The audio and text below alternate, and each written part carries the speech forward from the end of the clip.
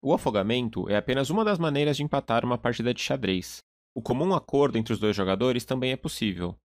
Isso acontece quando nenhum deles vê perspectivas de vitória. Um jogador faz a oferta e o outro aceita ou não. O empate também acontece quando a mesma posição se repete por 3 vezes no tabuleiro, e o jogador tem direito de solicitar o empate, quando estiver na sua vez. No xadrez online, o empate é decretado automaticamente quando a repetição acontece 5 vezes. Outra situação de empate aparece quando nenhum jogador possui material suficiente para forçar o checkmate, como nessa situação, rei branco contra rei preto. Falaremos sobre isso mais adiante.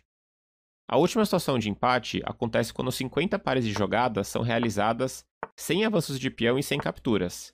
Isso evita que você e seu adversário caiam no tédio nessa posição, movimentando as suas torres sem objetivo algum. Agora é a sua vez de praticar as situações de empate. A última regra exótica do xadrez é o en passant, que quer dizer de passagem em francês. Essa regra foi introduzida no século XV, na mesma época em que foi permitido que peões pudessem andar 2 casas em sua posição inicial. O problema era que ao andar 2 casas, o peão passava por outro que poderia capturá-lo, caso ele tivesse andado 1 casa, o que parecia injusto. Então, o en passant foi inventado. Preste atenção, não é tão simples. Se o peão do seu adversário estiver na casa inicial e se movimentar 2 casas, e o seu peão estiver na quinta fileira, nesse caso ao lado do peão adversário, você pode capturá-lo, mas apenas nessa jogada. Não é possível fazer o en passant na jogada seguinte. Vejamos mais uma vez. As pretas jogarão G5 e as brancas utilizam a regra que vimos agora e fazem a captura en passant, com o peão de H5. Essa jogada é tão diferente que um jogador principiante pode até desconfiar, se ele não conhecer a regra. Agora que você aprendeu o en passant, é a sua hora de praticar. Uma das regras mais diferentes do xadrez é a jogada do roque. Essa jogada foi inventada para acelerar o jogo e fazer 2 coisas de uma vez só. Quando você faz o roque, você coloca o seu rei em uma situação segura no canto, e a sua torre entra em jogo. Você faz 2 jogadas de uma vez, mas ela só conta como uma. Você pode fazer o roque para os dois lados, para a esquerda e para a direita. Em ambos os casos, o rei se movimenta 2 casas e a torre termina imediatamente ao lado do rei. Vejamos as brancas rocando na ala do rei e as pretas rocando na ala da dama. O roque é muito importante para a segurança do rei. Porém, existem algumas situações que evitam o roque. Em primeiro lugar, quando o rei estiver em xeque, o roque não é possível. Você deve primeiro cuidar do xeque, nesse caso feito pela dama, antes de pensar em rocar. O próximo caso acontece quando uma das peças do adversário ataca a casa em que o rei irá passar ou terminar para fazer o roque. Você também não pode fazer o roque se existir alguma peça no caminho entre o rei e a torre. Nesse caso, ambos os jogadores devem mover essas peças antes de rocar. Nesse caso, o cavalo branco de G1 e o bispo preto de F8. Por exemplo, após cavalo F3 e bispo C5, os dois jogadores agora têm direito de fazer o roque. Por último, não é possível fazer o roque se já movimentamos o rei ou a torre alguma vez.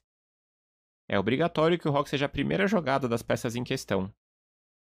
Nessa situação, que vemos no tabuleiro, o único roque disponível é para as pretas e do lado da ala do rei, pois as brancas já movimentaram o rei e as pretas já movimentaram a torre da ala da dama. Agora uma questão interessante é, como anotamos o roque? Depende, se você faz o roque na ala do rei é de um jeito ou na ala da dama é de outro. Nessa posição, digamos que as brancas façam o roque na ala do rei.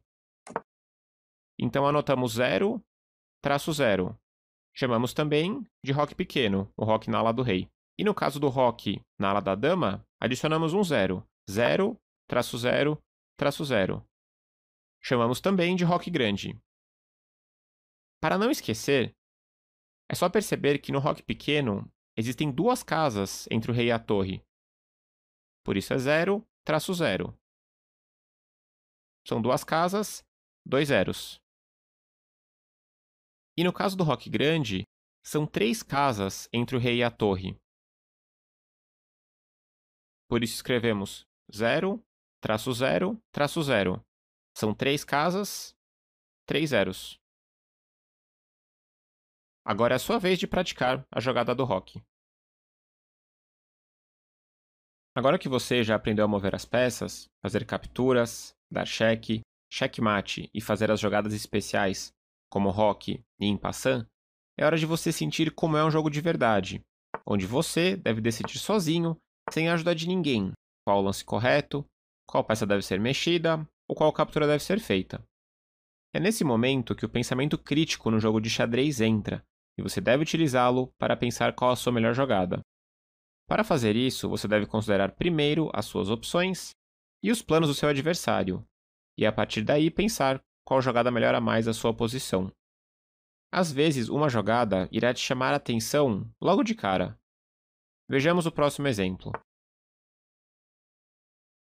Nesse caso, as brancas podem fazer o checkmate em uma jogada, com torre H8. Em outras posições, você não terá ideia de qual é a melhor jogada, como nesse caso. Vejamos agora se você consegue encontrar a jogada certa nas seguintes posições. As pretas possuem 3 peões a mais, então elas querem trocar as damas, pois é mais fácil ganhar o jogo em um final mais simples, com menos peças. Mas ao jogar dama D4, as pretas abandonam a defesa da oitava fileira. Você consegue encontrar a jogada certa das brancas? Repare, as pretas não consideraram quais cheques as brancas podem fazer. As brancas têm apenas um cheque, mas é checkmate. Se você encontrou dama E8, excelente. Esse mate é conhecido como mate do corredor. Nessa posição, depois de torre A1 cheque, parece que as pretas irão realizar o checkmate, pois a única cobertura possível não resolve. Torre E1, torre captura E1, checkmate. Vamos olhar de novo. Será que as brancas podem cuidar desse cheque de alguma outra maneira? Se você encontrou o bispo captura A1, muito bem. Lembre-se, capturar a peça que está dando cheque quase sempre é a melhor resposta. Vejamos agora a próxima posição. Qual jogada você faria de brancas nesse caso? Se você pensou em torre A8 checkmate, lembre-se, você também deve se preocupar com os ataques que o seu adversário cria, e não apenas com os seus. As brancas estão em xeque nesse momento, por causa da dama das pretas em B6, e devem mexer o seu rei. Após rei H1, única jogada das brancas, as pretas agora sim devem se preocupar com a ameaça das brancas de checkmate. Nessa posição, você sabe dizer qual a melhor jogada das brancas? Podemos capturar o peão de E4. Mas as pretas nesse caso podem fazer o mesmo com o perigoso peão de A7. Lembre-se, quando você encontrar uma jogada boa, procure uma melhor. O peão branco está muito próximo da oitava fileira. Você lembra o que acontece quando o peão chega na última fileira do tabuleiro? Isso mesmo, ele recebe uma promoção. Repare, a dama coloca as pretas em xeque e ataca o cavalo ao mesmo tempo. Depois que o rei mexe, o cavalo pode ser capturado com a dama. Leva tempo e prática para encontrar sempre as melhores jogadas. Agora chegou a sua vez de praticar. Você já sabe todas as regras de como jogar xadrez, mas é hora de observar as ideias que vimos até agora sendo aplicadas em uma partida real.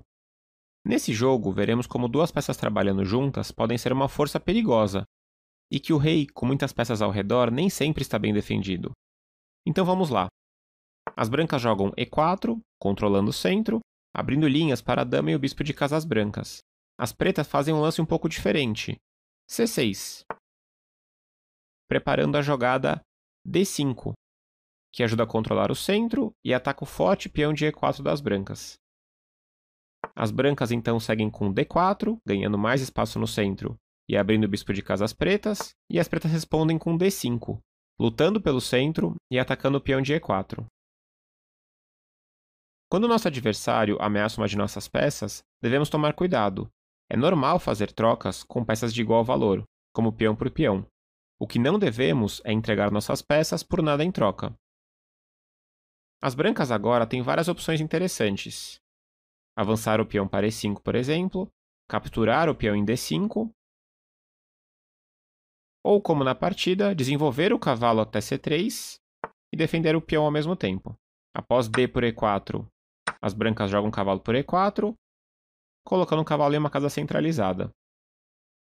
As pretas agora jogam o cavalo D7, desenvolvendo o cavalo e preparando a jogada cavalo de G, F6. E caso as brancas capturem o cavalo em F6 na próxima jogada, as pretas então estariam prontas para recapturar com o cavalo de D7. O lado negativo é que o bispo de C8 fica preso por enquanto e o rei preto fica sem jogadas. Veremos se isso será um problema mais adiante. As brancas agora seguem com o bispo C4, desenvolvendo o bispo de casas brancas para uma casa bem ativa, e já começam a ficar de olho no ponto frágil de F7, próximo ao rei preto. As pretas jogam o cavalo de G, F6, atacando o cavalo de E4. E as brancas respondem com o cavalo G5, ameaçando pela segunda vez o ponto de F7, com o cavalo e com o bispo. As pretas agora deveriam fazer a jogada E6, bloqueando a diagonal do bispo para evitar essa captura. Mas as pretas não prestam atenção nessa ameaça e fazem um erro decisivo com H6, acreditando que o cavalo das brancas irá recuar. Você consegue ver a jogada certa das brancas? Isso mesmo, bispo captura F7 e checkmate. As brancas conseguem o checkmate, pois o rei preto está ameaçado e preso junto às próprias peças. Ele não tem para onde fugir. Parabéns, você aprendeu muita coisa no primeiro módulo de lições. É hora de revisar o que foi aprendido até agora e dar uma espiada nas lições do módulo cavalo.